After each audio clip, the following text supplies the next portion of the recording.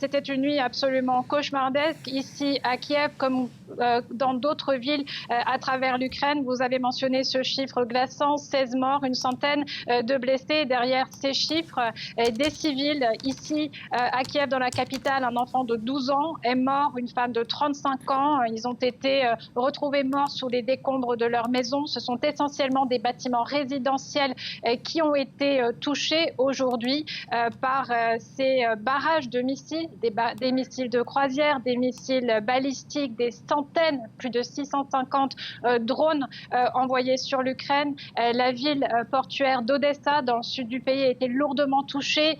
Plusieurs dizaines de blessés, 9 morts, et le bilan risque encore de s'alourdir. Dnipro aussi, Kharkiv ont été touchés, donc une nuit extrêmement difficile, et des inquiétudes du côté de la diplomatie ukrainienne qu'effectivement le processus de livraison d'équipements de défense antiaérienne, eh bien, il tourne au ralenti en raison d'autres conflits, mais aussi en raison de retard de livraison de ce qui a été promis par les alliés de l'Ukraine.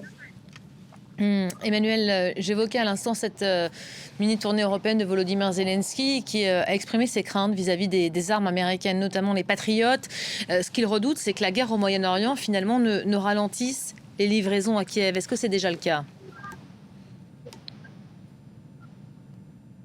Alors écoutez, on n'a pas de données justement, puisque communiquer là-dessus serait évidemment révéler des secrets militaires de la part du gouvernement ukrainien. En revanche, ce que je peux vous dire, pour vivre sous ces missiles, sous ces drones russes qui sont lancés par barrage assez fréquemment contre l'ensemble du pays, ici on ne les avait plus entendus depuis quelques semaines à Kiev, c'est qu'on sent que la défense antiaérienne manque de munitions dans la façon dont elle intercepte ces drones, dans le nombre de drones qui parviennent à s'écraser, dans le nombre de missiles qui passent entre les filets de cette défense, et ceci se traduit en coûts humains, en vie humaine, donc des morts et des blessés, comme je le disais. C'est justement pour cela que Volodymyr Zelensky continue ses efforts politiques, diplomatiques dans les chancelleries européennes, notamment. Il était notamment présent pour organiser de nouvelles coopérations à Berlin, en Italie également.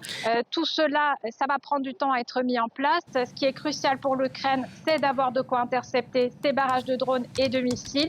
Et Volodymyr Zelensky a commenté ces attaques un peu plus tôt dans la journée. Il a dit que cela montrait qu'il n'y avait aucune raison de ne pas avoir de sanctions contre la Russie, parce que la Russie ne montrait aucune volonté d'arrêter son agression contre l'Ukraine.